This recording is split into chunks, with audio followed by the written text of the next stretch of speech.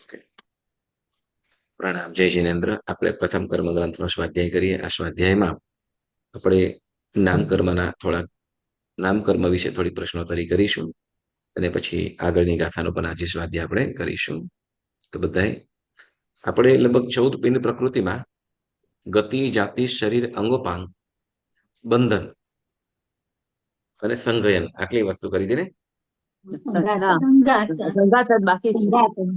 હા, ઓકે. સંઘાતન બાકી છે ને. ઓકે, ચાલો. તો સંઘાતન નામકર્મ શું કાર્ય કરે?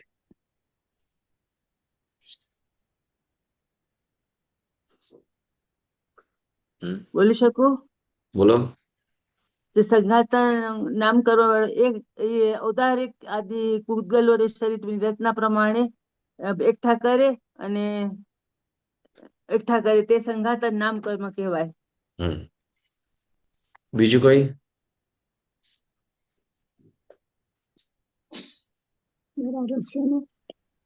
બીજું વિભાબેન, સંઘાતન નામકર્મ શું કાર્ય કરે?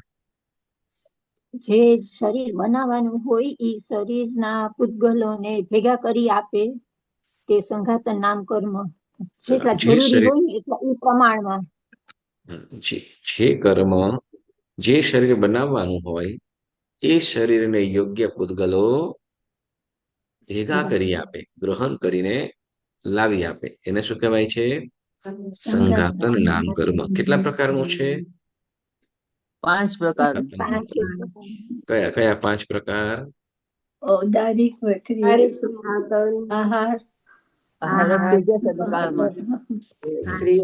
બરાબર. ઓકે, તો આમાંથી કાર્મણ સંઘાતન નામકર્મ શું કરે? કાર્મણ વર્ગના પૂતગલો ભેગા કરી કાર્મણ વર્ગના પૂતગલો ભેગા કરી આપે. બરાબર ને? બરાબર. અને વૈક્રિય સંઘાતન નામકર્મ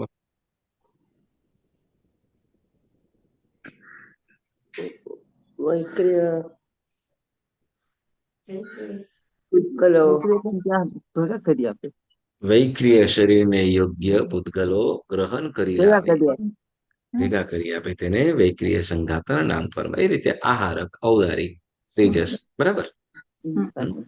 ઓકે. ગતિ, જાતિ, શરીર, અંગોપાંગ, પછી બંધન. ઓકે. બંધન અને સંઘાતન આ બંનેનું શું કાર્ય હોય?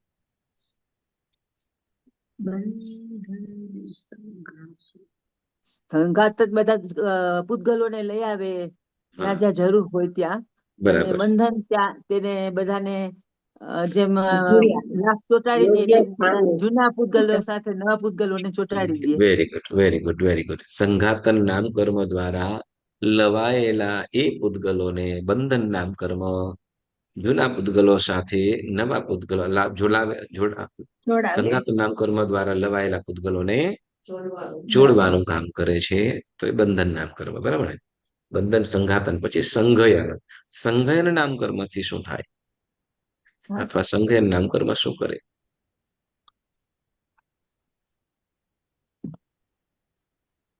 સંઘયન નામકર્મ શું કરે? હાડકાની રચના. હાડકાની રચના કરે. એટલે સંઘયન એટલે જે કર્મના ઉદયથી શરીરને હાડકાની મજબૂતાઈ સ્ટ્રોંગ મળે કે નબળી મળે તે કામ સંઘયન નામ કર્મ કરે છે. ખ્યાલ આવ્યો? ફરીથી બોલો વિભાબેન. જે કર્મના ઉદયથી જીવને શરીરની હાડકાની મજબૂતાઈ સ્ટ્રોંગ એટલે શું કહેવાય, અને વીક એટલે કે મજબૂત કાં તો નબળી મળે છે, તે સંઘાતન નામ કર્મના ઉદયથી થાય છે. હા, એટલે કે શરીરની અંદર જે હાડકા છે તે હાડકાની મજબૂતાઈ આપવાનું કાર્ય કોણ કરે છે? સંઘયન નામકર્મ. બરાબર. તો એમાં સંઘયન નામકર્મ કેટલા પ્રકારનું છે?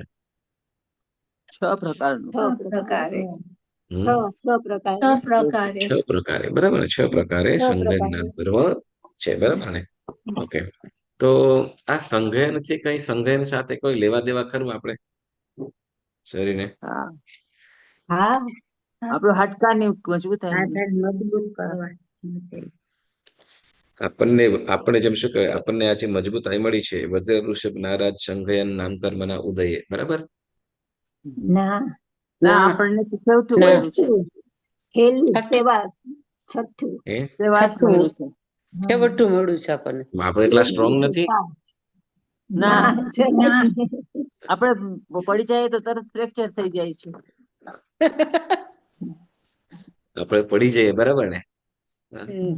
એમાં આપણે માઇન્ડ થી અને આપણે જીદ થી કેટલા સ્ટ્રોંગ છીએ, કોઈનાથી ના પડીએ, ખબર છે? આમ ના પડ્યું. આ તો હે? હાડકાની મજબૂતાઈ જોવાની આપણી છે. જીદ કેટલી મજબૂત હોય ખબર છે? આપણી હઠ, આપણી જીદ, આપણી વક્રતા કેટલી મજબૂત છે ખબર? આ તો હાડકાની વાત થઈ ઈ તો મનની છે ને કંચનભાઈ, હા, મનની છે.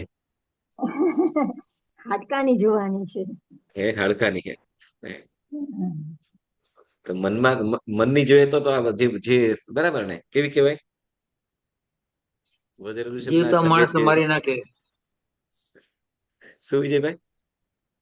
મનના વિચારો એવો હોય છે ત્રિવ્ય કે જીવતા માણસ મારી નાખે, કહું છું મનથી. ચાલો, અહીંયા જે હાડકાની મજબૂતાઈ, બરાબર, એ કદાચ એમ કે જીદ કે હઠ કહીએ ને, તે વજ્ર ઋષભ નારાજ સંઘયન વાળી જે આપણી મજબૂત કરી, બરાબર ને? પણ એ બધી શેમાં? તો કે ન કરવાની હોય એમાં, બરાબર ને? ધર્મમાં આપણા મનની શ્રદ્ધા ખરી વજ્ર ઋષભ નારાજ સંઘયન વાળી? ના ના ના, નહીં. એમાં ચાલો, આ તો ઓકે, આગળ વધીએ. જેમ વજ્ર ઋષભ નારાજ સંઘ, દરેક સંઘયન એટલે હાડકાની મજબૂતાઈ જે આપણને મળી છે, બરાબર? તો એ સંઘયન નામકર્મના આધારે હવે છે ને પુણ્યશાળીઓ, જો આ સંઘયન નામકર્મ જેમ સંઘયનોના આધારે આપણને જે આત્મિક જે શક્તિઓ છે એ પણ એ પ્રમાણે પ્રાપ્ત થતી હોય છે. આત્મા તો અનંત શક્તિનો માલિક છે, બરાબર ને? અનંત જ્ઞાની અંતર્યામી જય હો ત્રિભુવન સ્વામી, અનંત શક્તિના હે માલિક, કરુણાનો તુકામી. તો આપણા આત્મા સાથે પણ અનંત શક્તિ છે, પણ શરીર સાથે શરીરની શક્તિઓ આપણી પાસે એ જ, સાંભળો, આપણી પાસે એ જ એરિયા એમ સૂત્ર મળ્યું છે, એ જ સામાયિક સૂત્ર મળ્યું છે કે જેના અહિમુત્તા કેવલી થઈને મોક્ષે પણ ગયા. એ જ સામાયિક મળ્યું છે, પુણ્ય શ્રાવક ઉચ્ચ કક્ષાનું સામાયિકની આરાધન કર્યું, બરાબર? બરાબર, તો એની જેવી આપણાની અંદર શ્રદ્ધા કેમ નથી? એવી સ્થિરતા કેમ નથી? દ્રઢતા કેમ નથી? એવો વિશ્વાસ કેમ નથી? આત્મા તો અનંત શક્તિનો માલિક છે જ ને, પણ છતાંય શું?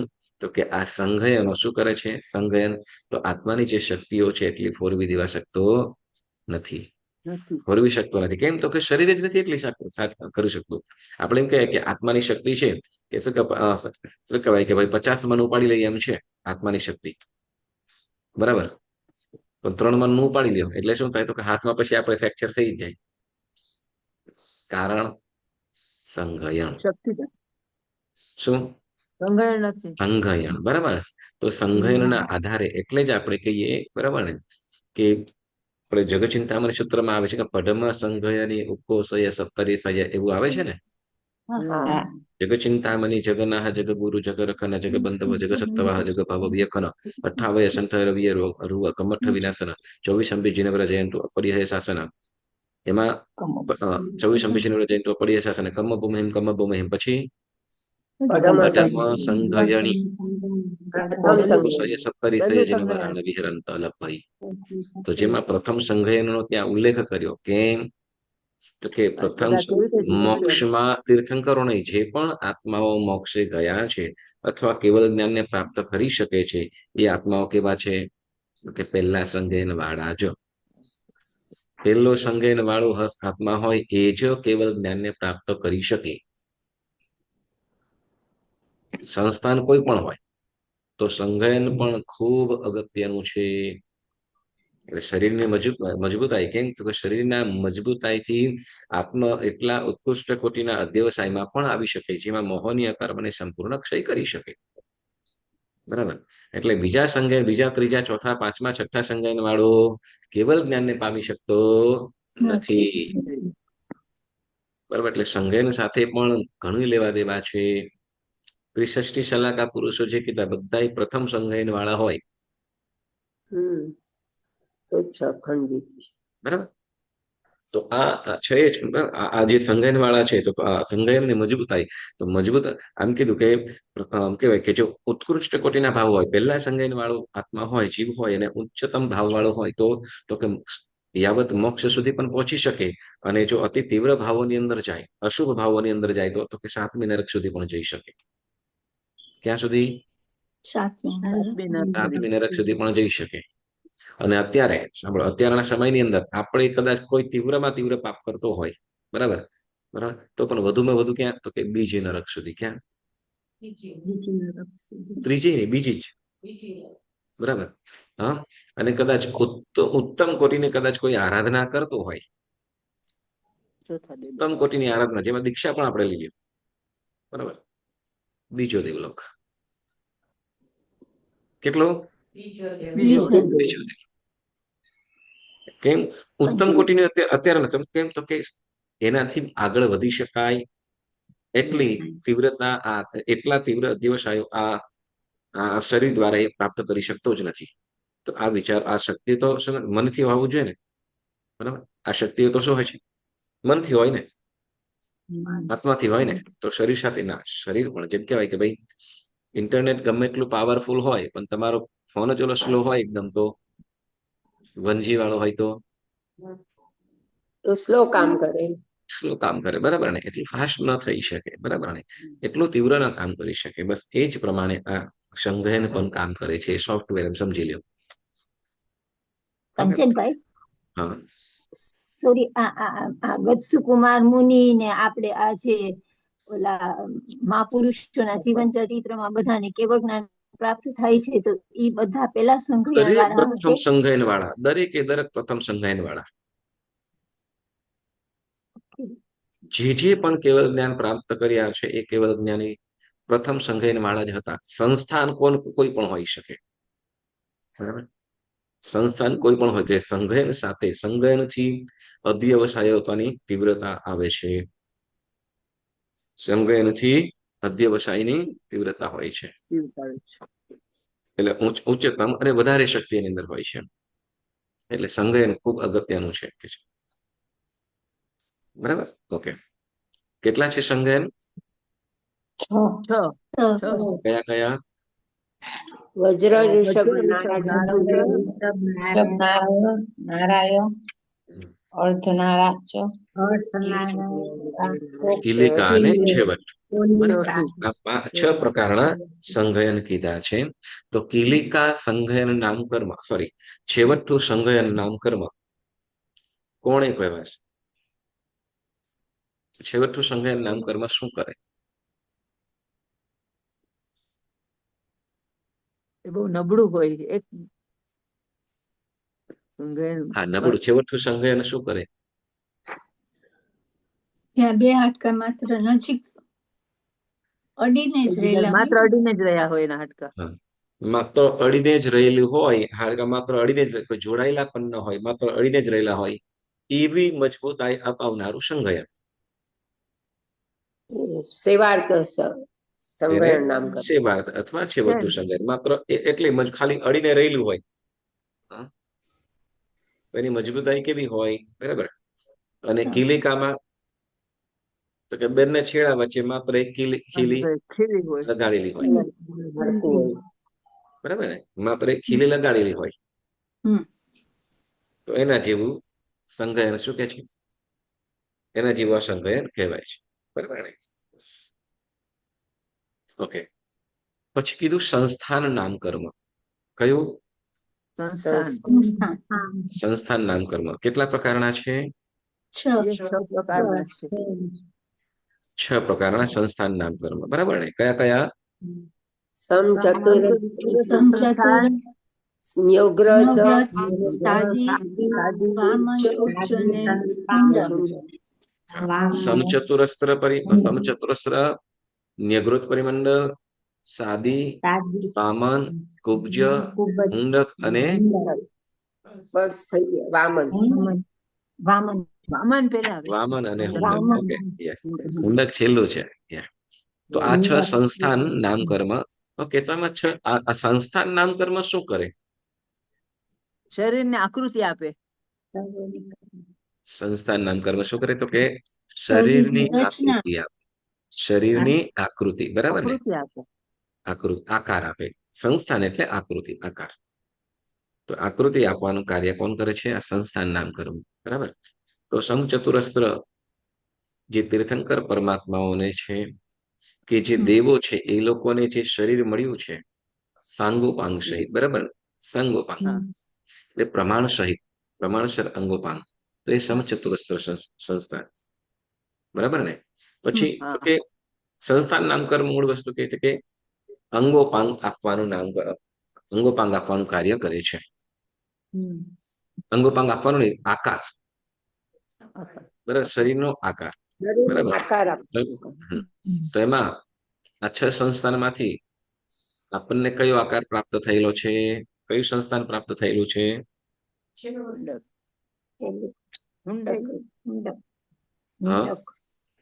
હુંડક સંસ્થાન નામકર્મ, બરાબર ને? જેમાં બધા અંગોપાંગ માપ વગરના, પ્રમાણ વગરના, માપ વગરના હોય, બરાબર. માપ વગરના હોય તો આપણે માપીને રાજી થઈએ. બીજું શું? જો પહેલા વાર કર્યું, હવે તો બધું નથી કરતા. જે શરૂઆતની અંદર હોય ને, શરૂઆતમાં જો જે નાના હતા તે વખતે આ હોય, આમ હોય, તો એ તરત આપણે મંડી પડતા તે વખતે. કે વૃત્તિ આપણી અત્યારે પણ હોય, એવું કઈ નથી. ચાલો, તો એ સંસ્થાન એટલે શરીરનો આકાર આપે છે, બરાબર. જેમાં દંડક પ્રકરણની અંદર આપણને કયું શરીર કેટલા પ્રમાણ વાળું હોય તો એની પણ વાત આવશે સંસ્થાનમાં. સંસ્થાન પછી વર્ણ કેટલા છે? 5. કયા? કાળો, લીલો, લાલ, પીળો અને પીળો લાલ. અને સફેદ. ધારો કે એમાં કાળો વર્ણ હોય, કૃષ્ણ વર્ણ નામકર્મ શું કરે? શરીર કાળું એવું એટલે શરીર કાળા રંગનું મળે. અશુભ વર્ણ કહેવાય. શરીર કાળા રંગનું મળે, કાળા રંગનું મળે. પછી બ્લુ રંગ નો મળે, એ પણ અશુભ રંગ કહેવાય. લીલા રંગનું, લીલા રંગ, બરાબર. શરીર, બરાબર. પછી લાલ, પીળો અને સફેદ, બરાબર. જે જીવ જેવા વર્ણ વાળો છે, જેવા વર્ણ, બરાબર.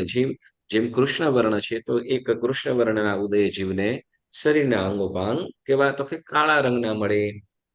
એ રીતે કોઈ પીળું હોય તો કોઈ જીવ, એ જીવને જેવા કર્મનો ઉદય હોય એવા જે વર્ણનો ઉદય થવાનો હોય એ પ્રકારનું શરીર જીવને પ્રાપ્ત થાય છે, બરાબર. તો એને શું કહેવાશે?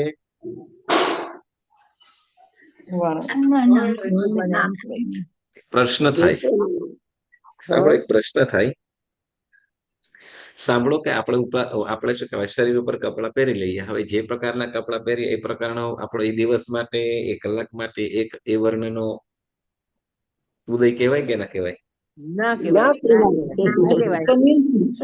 આપણો જે પોતાનો રંગ હોય એ જ કહેવાય. કેમ ના કહેવાય?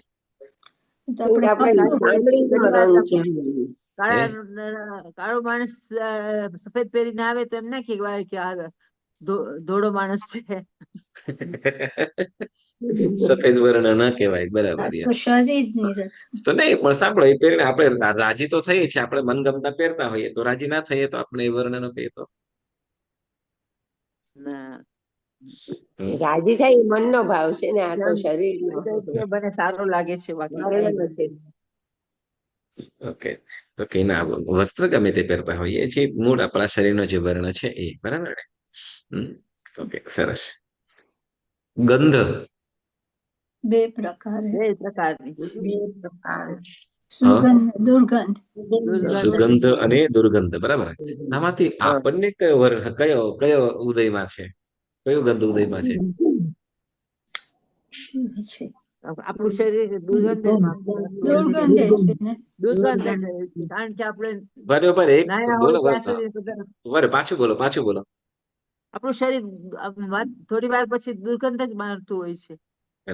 અને પેલા એટલે જે પેલાના વખત સુગંધ એટલે તીર્થંકર ને આપણું તીર્થંકર, આપણે ક્યાં તીર્થંકર ભગવાન ને ભળવાનું, નહીં તો આપણે તીર્થંકર પરફ્યુમ લગાડ્યું હોય તો થોડી વાર માટે સુગંધ. તો એ જ મેં તમને કેતો હતો, ધીરુબેન એ જ કેતો હતો કે આપણે કપડા પહેરીએ તો એ વર્ણ કહેવાય કે ના કહેવાય? ના એમાં આ થોડી વાર માટે ક્ષણિક જ હા, ઉભા રહ્યો, એક જણ બોલો. ઓકે, એક જણ બોલો. દિનુબેન પેલા બોલો. દિનુબેન બોલો. જો દુર્ગંધ આપણા શરીરમાં આવતી હોય પછી આપણે સુગંધ માટે થઈને પરફ્યુમ છાંટીએ, પણ થોડી વાર માં જ પછી જે પરફ્યુમ હોય પાછું દુર્ગંધમાં ફેરવાઈ જાય છે. એટલે શું કહેવાય કે આપણું શરીરની અંદર આપણને કયો ગંધ ઉદયમાં છે એમ પૂછો ખાલી. દુર્ગંધ. પ્રવીણાબેન નક્કી? રીવાબેન નક્કી આ દુર્ગંધ જ? હા, દુર્ગંધ જ છે. પરફ્યુમ છાંટીએ, સુગંધ શું કહેવાય, સુગંધી પદાર્થ લગાડીએ, ચંદન વગેરે વિલેપન લગાડે તો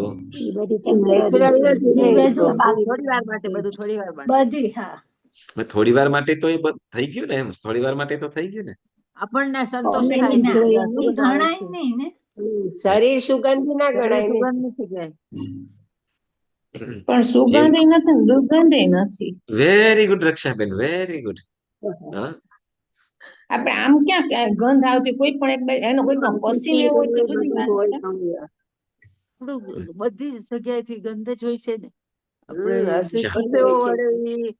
સાંભળો, આપણું શરીર છે ને, સાંભળો, આ શરીર છે, આપણું શરીર છે ને દુર્ગંધમય જ છે અને દુર્ગંધ ના ઉદય વાળું જ છે. પરસેવો થાય, પરસેવો થાય. એક દિવસ બ્રશ ના કરો એટલે ખબર પડે આપણો શ્વાસ કેવો ગંધાય.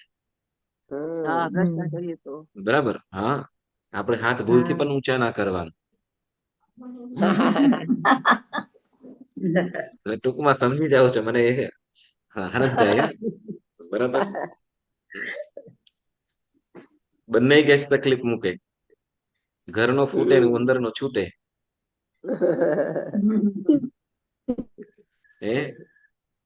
ઘરનો ફૂટે તોય તકલીફ ને આપણું છૂટે તોય તકલીફ. સાચી વાત છે. બરાબર. એટલે આપણું શરીર કેવું છે તો કે આપણને કયો ગંધ ઉદયમાં છે? દુર્ગંધ. બરાબર. આપણો શ્વાસ કહીએ, કાનનો મેલ હોય કે ગમે તે બધું લગભગ શું ત્યાં દુર્ગંધ છે. એટલે દુર્ગંધમય છે. એટલે દુર્ગંધ ઉદય છે. આપણે અસ્પષ્ટ આપણે સમજી લેવાનું. એટલે આપણે ખાલી આ ચામડી જોઈને રાજીપો કરીએ છીએ ને અંદર તો દુર્ગંધ જ ભરેલી છે. આપણા શરીરની અંદર દુર્ગંધ જ ભરેલી છે. આપણું ગમે તે શું કહેવાય, કદાચ સુગંધી પદાર્થ ખાધો હોય, બરાબર ને, સુંદર મજાના શું કહેવાય કે ભાઈ ગુલાબ જાંબુ ખાધા હોય કે રસગુલ્લા ખાધા હોય કે શીરો ખાધો હોય, બરાબર, એ સુગંધ તો હોય ને, સુગંધ જ હતો ને, મસ્ત આમ શું કહેવાય, બરાબર. પછી નેક્સ્ટ ડે, બીજા દિવસે 4 પ્રહર અંદર રહી જાય પછી દુર્ગંધમય. આપણે સુગંધ નાખેલું હતું તો સુગંધ જ નીકળવું જોઈએ ને. એવું ના નીકળે, શરીરમાં દુર્ગંધ જ છે. બરાબર. એટલે આપણે ખાલી આ શું કહેવાય ઉપર કોટ ચડાવેલું છે, ચામડીને કોટિંગ કરેલું છે, બસ બીજું કઈ નથી. બાકી અંદર ભયંકર દુર્ગંધ રહી છે. આપણી ફેક્ટરી, આ દુર્ગંધની ફેક્ટરી જ છે એક જાતની. ગમે ત્યાંથી હોય દુર્ગંધ જ નીકળશે. ગંધ, વર્ણ, ગંધ, પછી રસ. રસના અંતરમાં 5 પ્રકાર. ખાટો, મીઠો, તુરો. ખાટો, મીઠો, કડવો, તીખો, તુરો. બરાબર. 5 પ્રકારના જે આ રસ છે, તો જે જે જે જે જીવને જેવા પ્રકારનો જે શરીરની અંદર સ્વાદ આવેલો છે, બરાબર, જેમ વનસ્પતિ છે તો વનસ્પતિમાં 5 પ્રકારના સ્વાદ આવે છે, જેમ સ્વાદ આવે છે. કારેલું છે કડવું, હા. સુગર કેને છે, એને મીઠું, મીઠો, મધુર, મીઠી, મીઠો, બરાબર ને, આંબલી, ખાટી, ખાટી, ખાટી, બરાબર, પછી તુરો, મરચાં, તીખો, તીખા, આંબળા, હા, ખાટા હોય ને, તુરા, બરાબર, તુરાઓ, અને પાકી કેરી, મીઠી, મીઠી, એટલે મીઠી, ખાટો મીઠો દરેક જીવ છે, બરાબર, દરેક જીવ, દરેક જીવને દરેક કંઈક ને કંઈક સ્વાદ, એનો સ્વાદ હોય છે, બરાબર. આપણો હા, મીઠી થઈ જાય ના, એ કાચી તો ખવાય નહીં પેલા તો, આપણે ખાઈએ છીએ. શું કહેવાય, કેટલીક વસ્તુઓ છે એને મૂળ સ્વરૂપ, જે પરિપક્વ થયા પછી, બરાબર. ઓકે, ચાલો. તો આ જે વર્ણ, જે સ્વાદ રસ એના શરીરની અંદર છે, એ રસના ઉદય વાળો છે. વર્ણ, ગંધ, રસ અને પછી કીધું સ્પર્શ. સ્પર્શમાં દરેક જીવોના સ્પર્શ અલગ અલગ છે. દરેક જીવોના સ્પર્શ અલગ અલગ હોય છે, બરાબર. કેટલા પ્રકારના છે? 8. 8 પ્રકાર. ભારે, 8, હલકું, બરાબર. ભારે, હલકું, કર્કશ, ભારે, હલકું, કોમળ, ઠંડુ, ગરમ, મૃદુ, વૃક્ષ ને ઓકે, આપણે બે ઓપોઝિટ કરો. ઓકે, પેલું ભારે, હલકું, પછી ઠંડુ, ગરમ, ગરમ, કોમળ, કર્કશ, સ્નિગ્ધ અને વૃક્ષ. ઉષ્ણ અને શીત, શીત વૃક્ષ અને સ્નિગ્ધ, લુખું અને ચીકણું. સ્નિગ્ધ શીત એટલે અને ઠંડુ, સ્નિગ્ધ એટલે ચીકણું, લુખું વૃક્ષ એટલે લુખું. તો આ જે પણ જે વસ્તુઓ જે રીતે ઉદયમાં જે કર્મનો ઉદય છે એ રીતે મળે. જેમ છે કે કોઈ જીવો છે, જે મગર છે તો મગરનું શરીર, એનો સ્પર્શ, હા, ખરબચડો, ખરબચડો, અને સાપનો લીસું હોય. સાપનો લીસો હોય. આઈડિયા નથી. હા, સાપ એની ચામડી લીસી હોય. સાપ અલગ અલગ બધા, બરાબર. હા, કોઈક લીસા પણ હોય અને કોઈ ખરબચડો પણ હોય, બરાબર. કોઈ કર્કશ હોય ને કોઈ કોમળ હોય, કોઈ કર્કશ હોય ને કોઈ કોમળ પણ હોય, બરાબર. જેમ આપણું શરીર છે, કોમળ પણ હોય છે, કર્કશ પણ હોય છે, અપેક્ષાએ, બરાબર. એટલે પ્રાણીઓ છે તો એ બધાના જેમ હિપ્પો છે તો એનો સ્પર્શ, હિપ્પો હોય તો હિપ્પોનો સ્પર્શ લીસો, દેખાવમાં આપણે દેખાય, આપણે જોઈને કઈ, બરાબર. હા, તો એવી રીતે દરેક જીવોના અલગ અલગ સ્પર્શ હોય છે. તો એ પ્રકારના કર્મના ઉદય વાળું છે, બરાબર. પછી હા, ક્વેશ્ચન થાય છે કે બોલો. આ ચારે વર્ણ, ગંધ, રસ ને સ્પર્શ એ બધા શરીરમાં હોય, બધા શરીરમાં હોય, બધા શરીરમાં હોય. શરીરમાં હોય, હા, તો 5 આહારક, વૈક્રિય અને ઔદારિક પછી તેજસ શરીરમાં કેવી રીતના ને આ કેવી રીતના હોય? વર્ણ, હા, ગંધ, યસ. રસ ને સ્પર્શ તેજસ શરીરમાં તેજસ શરીરમાં આ ચારે કેવી રીતના હોય? ચાલો તમે જ જણાવો. એટલે કોણ આપણે કહીએ કહેશે? કે તેજસ એટલે હા, શરીરની સાંભળો, ગરમી હોય એ પાચન કરાવે, સાંભળો, પણ તમારો એમાં સવાલ મને સમજાઈ ગયો. તમારો સવાલ મને સમજાઈ ગયો, પણ મને એ કહો કે આની અંદર તેજસ શરીર નામ કર્મ કેવી રીતે વર્ણ કેવી રીતે હોય, એમ કહેશો તો શું કહેશું? જવાબ શું મળશે? તમારે તમે ઓલરેડી આ સમજાવો. જવાબ આવી ગયેલો છે. મૂળ એટલે એમાં પ્રકાશ હોય. પ્રકાશ કેવી રીતે હોય? પ્રકાશ કેવી રીતે? તેજોરેશિયા હોય તો એમાં પ્રકાશ આવે ને. તેજ પ્રકાશ તો અગ્નિમાંય હોય. પ્રકાશ તો અગ્નિ હોય ને, જેવાબેન, પ્રકાશ તો અગ્નિ નો હોય ને. અગ્નિમાં હોય, હા, પણ હા, તો અગ્નિ તો ઔદારિક શરીર હોય. અગ્નિ તો ઔદારિક છે. હું એમ પૂછું છું કે તેજસ તો શરીરમાં અવતારી કેવી રીતના શરીરમાં આ બધા જોઈએ ચારે આવે? હેલો, એક જણ બોલો. હા, માયાબેન બોલી જાઓ, પહેલા કઈક કહેતા હતા, પછી બેન તમે બોલો. અવતારી શરીરમાં તો આવે ને બધું રંગ વર્ણ ગંધ રસ સ્પર્શ બધું આવે જ. હા, તો એમાં આવી જ પછી તેજસ માટે પૂછ્યું છે, હું ઔદારિક માટે. હા, તેજસ હું પણ છું પૂછું. એટલે જોઈને સાંભળો, પેલા તેજસ ને પ્રશ્ન સમજો, સાંભળો, સમજો, પછી કયો. ઓકે, વિભાબેન પાછું બોલાવો, બોલો. હું એમ કઉ છું કે તેજસ શરીરમાં આ વર્ણ ગંધ રસ અને સ્પર્શ કેવી રીતે સંભવી શકે, કેવી રીતના હોઈ શકે? હા, યસ, એ જ મેં તમને પાછો રિપીટ પ્રશ્ન કર્યો. આ કેવી રીતે ઘટી શકે? આનો જવાબ ઓલરેડી આપણે અત્યારે જે 5 શરીર કર્યા ને દંડકમાં, એમાં પણ મેં તમને જવાબ આપ્યો છે. ચાલો, ભૂલી ગયા તમે, પાછું કહી દો. ઓકે, તેજસ અને કાર્મનું શરીર, આ બંને શરીર કેવા છે? તો કે બીજા શરીર ઉપર ડિપેન્ડ થાય છે, ઇન્ડિવિજ્યુઅલ શરીર નથી.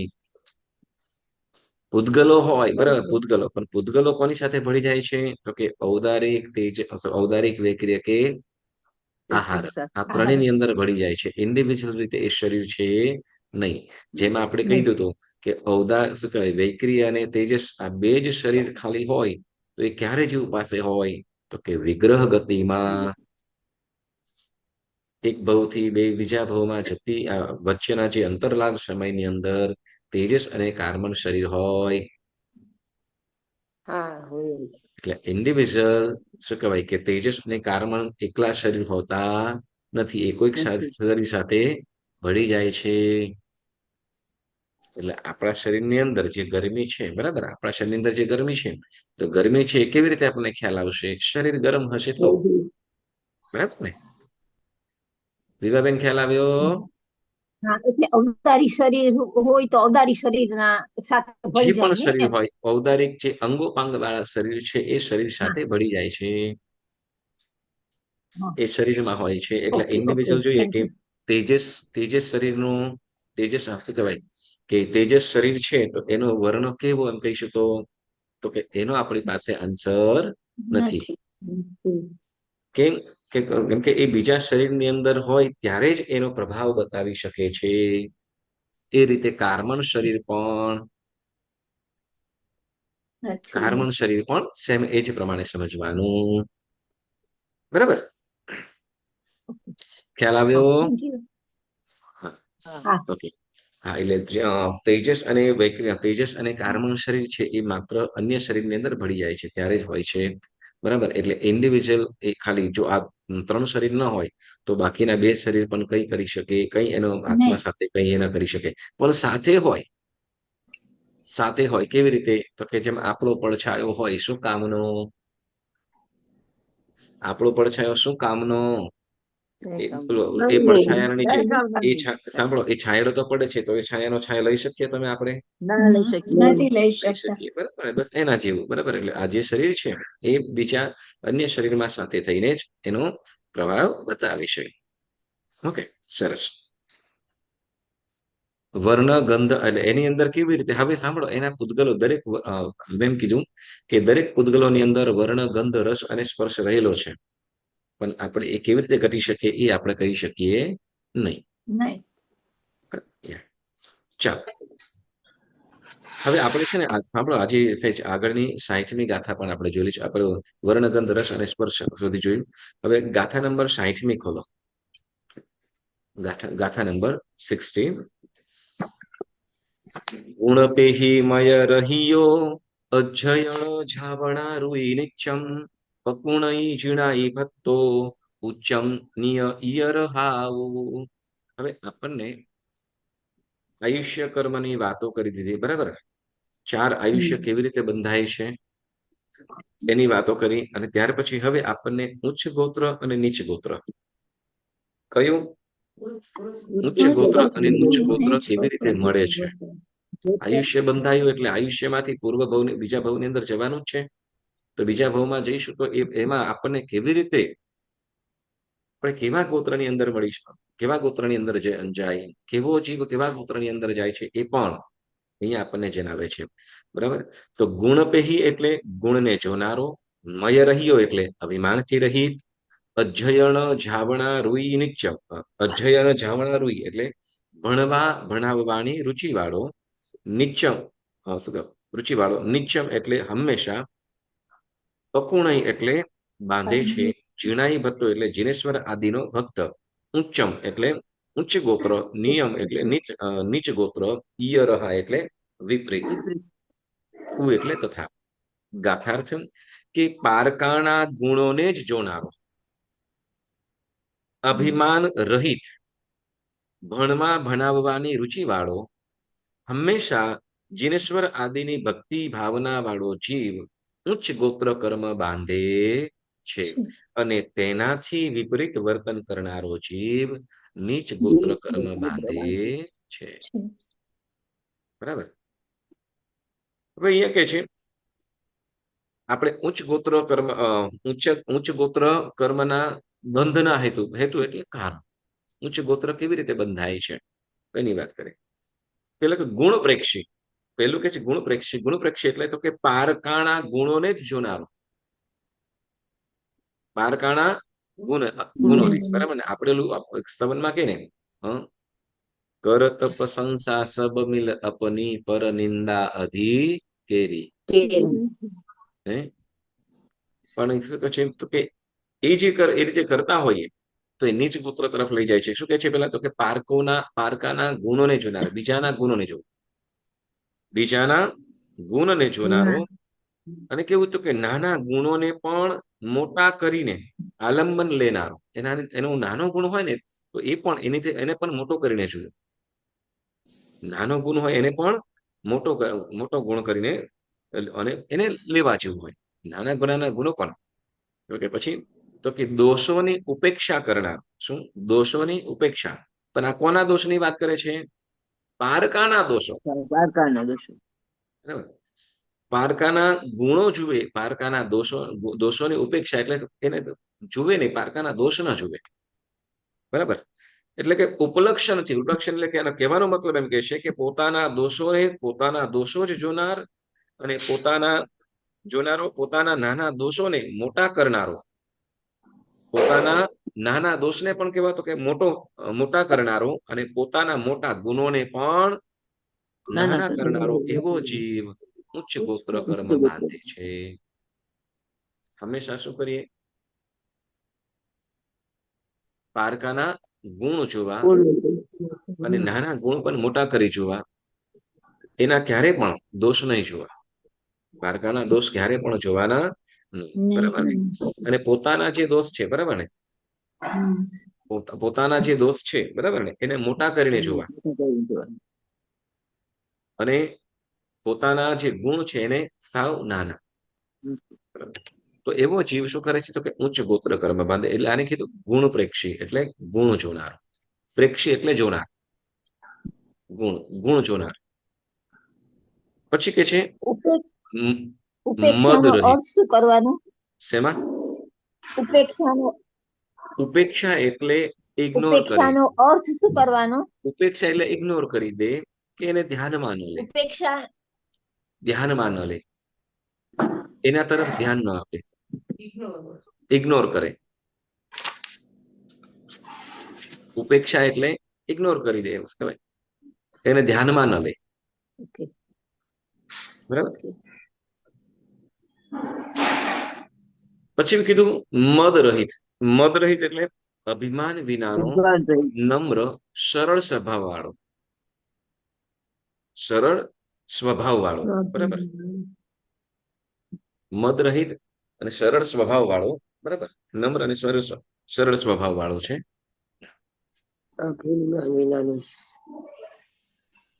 અહમ વિનાનો, અહંકાર વિનાનો. તો એવો જીવ પણ શું કરે છે? ઉચ્ચ ગોત્ર કર્મ બાંધે છે. નાચે કુળ મદસુ ભરાનો, નીચે ગોત્ર તિહા બંધાનો, એવું ક્યાંક આવે છે. મારે 3 પદવીની છાપ, દાદાજી ન ચક્રી બાપ, અમે વાસુદેવ પુર થઈશું, કુળ ઉત્તમ મારું કહીશું. નાચે કુળ મદ શુભરાણો, નીચ ગોત્ર તિહા બંધાણો, ચેતની વેળા, વિચરે આદેશ્વર ભેળા. એ 27 ભવના સ્તવનની અંદર બીજી ઢાળ છે એમાં બરાબર આ કહેવામાં આવેલું છે. તો અભિમાન છે કુળનો મદ, 7 પ્રકારના શું કે 7 પ્રકારના મદ કીધા છે, સોરી 8 પ્રકારના, જેમાં રસમદ, શાતામદ, વૃદ્ધિમદ, બુદ્ધિમદ, જ્ઞાનમદ, કુળમદ, ઐશ્વર્યમદ.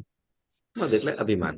એટલે આ બધા પણ શું કે કુળમદ, જાતિમદ, તો આ બધું પણ શું કરે છે? નીચ ગોત્રનું કારણ બને છે. બરાબર. હવે બીજું કે છે ભણવા ભણાવવાની રુચિ વાળો. કેવો કીધો? ભણવા અને ભણાવવાની રુચિ વાળો. શું કે છે? જે સતત પોતે ભણે, વાંચે, લખે અને બીજાને ભણાવે, વંચાવે, લખાવે ઇત્યાદિ જે ઉત્તમ કાર્યોમાં મશગુલ રહેવાની રુચિ વાળો. પોતાની ભણવા અને ભણાવવાની શક્તિ ન હોય તો જે ભણાવતા હોય તેના પ્રત્યે ઘણા જ બહુમાન વાળો. જો અહીંયા કે છે પોતાની શક્તિ ન હોય તો એની માટે પણ વાત કરે છે. શું? તો કે જે પોતાની ભણવા કે ભણાવવાની શક્તિ ન હોય તો જે ભણતા કે ભણાવતા હોય તેના પ્રત્યે ઘણા જ બહુમાન વાળો, હાર્દિક સદભાવ વાળો અને તેઓની સતત અનુમોદના કરનારો, પુસ્તક, પોથી આદિ આપીને સતત સેવા કરનારો અને તેમાં પોતાના પૈસા વાપરીને યથાશક્તિ સહાયક થનારનો જીવ ઉચ્ચ ગોત્ર કર્મને બાંધે છે. વળી આગળ વધીને ચોથું પણ કે છે, ખ્યાલ આવ્યો ને? ભણવા ભણાવવાની રુચિ વાળાની અંદર પોતે ભણે, વાંચે, લખે, બરાબર, પછી બીજાને ભણાવે, વંચાવે, લખાવે આદિ. અને જે ઉત્તમ કાર્ય, એટલે આપણે કે ને એમ કે ગ્રંથો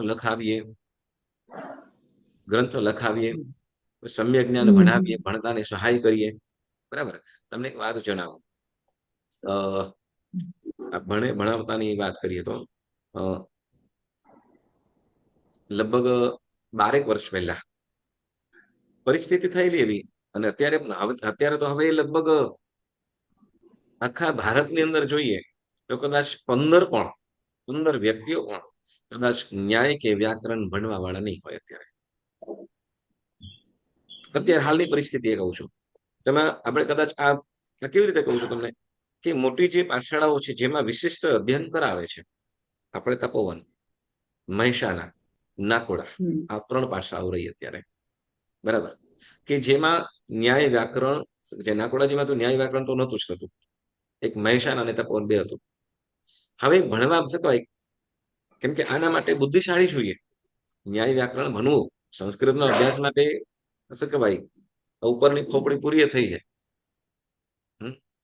હવે એ ભણવા માટે, કેમ કે હવે એ અઘરો વિષય પણ અઘરો, તો એ ભણાવવા માટે જે ભણાવતો હોય ને એ ટીચરો કરતા એને સ્કોલરશિપ આપવામાં આવે. સાંભળજો, સ્કોલરશિપ વધારે આપવા માટે. કેમ? તો કે આગળનું ભવિષ્ય એના થકી. કેમ? તો કે આપણા જે આગમ ગ્રંથો વગેરે છે સંસ્કૃત અને પ્રાકૃતમાં છે.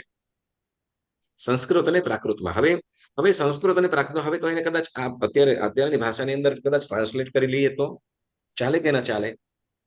તો પછી એનો ગમે તે દુરુપયોગ પણ થઈ શકે. એટલે પહેલું શું કરે તો કે સંસ્કૃત અને પ્રાકૃતનો અભ્યાસ કરાવવો પડે, જેમ કરાવે, અને વ્યાકરણ વગેરે કરાવે, કે જેથી એ જીવ ત્યાં સુધી પહોંચતા એ જીવની અંદર એટલી ક્ષમતા આવે, એટલી ગંભીરતા આવે, એના આત્માના પરિણામ, જે પરિણતિ એટલી આવે કે ક્યારે પણ શું તો કે એનો દુરુપયોગ ન થાય એવી અવસ્થાની અંદર પહોંચી જાય. બરાબર.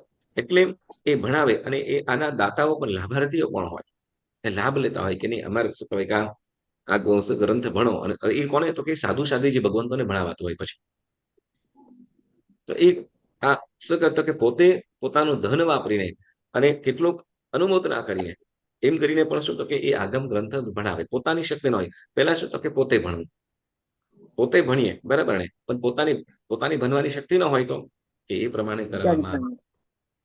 બરાબર. તો એની આપણે અનુમોદના કરીએ. એક અત્યારે પ્રસંગ છે તો કહી દઉં ભાઈ, શું કે ભાઈ કે આપણે વિભાબેન સુરુભાઈ અને બિંદુબેન નીતિનભાઈ અને આપણે જીતુભાઈ મીનાબેન જીતુભાઈ ત્રણેય પરિવારે અત્યારે આ શ્રુત જ્ઞાન પ્રેમી એટલે જે ભણાવે છે ભારતની અંદર, દેશની અંદર, લગભગ મહારાષ્ટ્રમાં, ગુજરાતમાં અને કેટલાક રાજસ્થાનની અંદર પણ, તો બધા પંડિતજીઓનું સન્માન કર્યું. તો આ એક અનુમોદના કહેવાય. એક શું કહેવાય કે ભાઈ એકત્રિત થયા કે એક મોમ્બાસા સંઘમાંથી એક નામ રહ્યું આપણું કે ભાઈ શું કહેવાય નામ રહ્યું એટલે કે અનુમોદના કરી સારી. તો એક આ શું કહેવાય પોતે ભણાવે અને સાથે અનુમોદના પણ કરે, આ અનુમોદના પણ કહેવાય. એટલે શું કહેતા કે ઘણા જ બહુમાન ભાવ વાળો, પછી કે છે હાર્દિક સદભાવ વાળો. શું કે છે?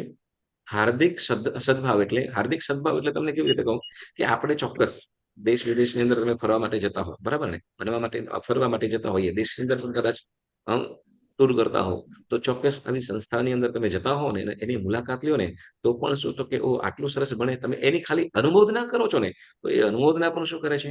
એ અનુમોદના પણ આપણને શું કરે છે? તો કે એક જેમ કહેવાય કે આપણે કઈ સારું કાર્ય કર્યું હોય ને આપણી કોઈ અનુમોદના કરી હોય, એન્કરેજ કર્યું હોય, કેટલી મજા આવે, પ્રોત્સાહન મળે ને. બસ એ જ પ્રમાણે શું કે એ ભણતા હોય ને, એ ભણાવતો હોય એની ખાલી અનુમોદના પણ કરો ને, ખાલી થઈ જઈને તમે બહુ સરસ મજાનું કાર્ય કરો છો, આટલા આપણા બે શબ્દ પણ ઘણી હોશ આપતું હોય છે. એટલે કે છે શું તો કે એને કહેવાય હાર્દિક સદભાવ. શું કહેવાશે?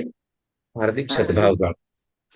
અને હંમેશ તેઓની સતત અનુમોદના કરો અને પુસ્તક પોથી આદિ આપીને સતત સેવા કરનારો તેમાં અને પોતાના પૈસા વગેરે વાપરીને યથાશક્તિ સહાયક થનારો જીવ ઉચ્ચ ગોત્ર કર્મ બાંધે છે. અને હવે આગળ વધીને કહે છે ચોથું તો કે જીનેશ્વર પરમાત્મા આદિની ભક્તિ વાળો. આદિ કીધું, જીનેશ્વર પરમાત્મા અને પછી આદિ શબ્દ મૂક્યો. તો કે અરિહંત દેવ, સિદ્ધ પરમાત્મા, આચાર્ય મહારાજ, ઉપાધ્યાયજી મહારાજ કે સાધુ સંતો, બરાબર, કે પછી તો કે મૂર્તિ, મંદિર, શ્રુત જ્ઞાન, પુસ્તક તથા અન્ય ગુણવંત વ્યક્તિઓની પૂજા, ભક્તિ, વિનય, સેવા અને વ્યાવજ કરનારો, તેઓનો વર્ણવાદ ગાનારો. તેઓનો વર્ણવાદ એટલે કે એઓના ગુણ કેવા મહાન છે એની મહાનતા ગાનારો આત્મા ઉચ્ચ ગોત્ર કર્મ બાંધે છે. અને તેનાથી વિપરીત વર્તન કરનારો આત્મા નીચ ગોત્ર કર્મ બાંધે છે. હવે આનાથી ઓપોઝિટ કરતા જાઓ, બરાબર. પછી કે છે આગળ પારકાની નિંદા. ઓપોઝિટ વિપરીત કયું? પારકાની નિંદા, પોતાની પ્રશંસા. પછી કે પારકાના છતાં ગુણો ઢાંકવા. પારકાના બીજાના ગુણ છે છતાં એને ઢાંકી દેવું, અને પોતાના અછતા ગુણો, પોતાની અંદર છે નહીં પણ છતાં એ ગુણો કહેવા, હોય નહીં છતાં પણ, બરાબર. પછી પારકાના અછતા દોષો કહેવા. એમાં એ નથી પારકાની અંદર એવું એ નથી, પણ છતાં પણ એનું અવગુણ આવો છે તેવો છે એમ કરીને બોલવું, એટલે અછતા દોષો કહેવા. પછી પોતાના છતાં દોષો ઢાંકવા. પોતાના છતાં દોષો ઢાંકવા, બરાબર ને. આપણા દોષ હોય, આપણી પાસે ઘણું બધું, આપણી પાસે દોષો છે કે નહીં? કયા કયા દોષ નથી આપણાની અંદર એમ કહો તો?